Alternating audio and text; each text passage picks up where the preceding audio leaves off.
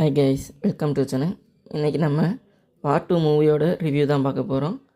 இந்த படத்தோட one line story பார்த்திங்கன்னா, இந்தியா பக்கத்தில் இருக்க பாகிஸ்தான், பங்களாதேஷ், சைனா இந்த மாதிரி ஒரு 5 நாடு சேர்ந்து இந்தியாவை அழிக்க பிளான் பண்ணுவாங்க.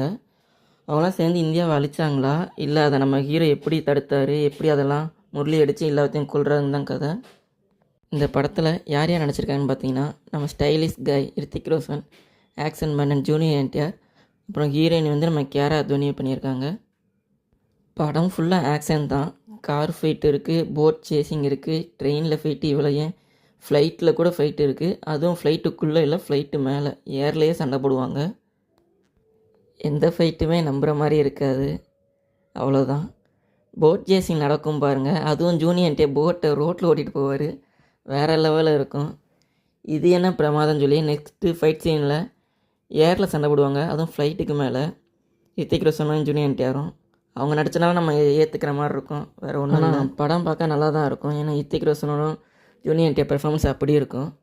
எனவே war makes the audience to the core, but without fight it will be bore. Okay guys, next வீடியோவில் பார்ப்போம். பாய்.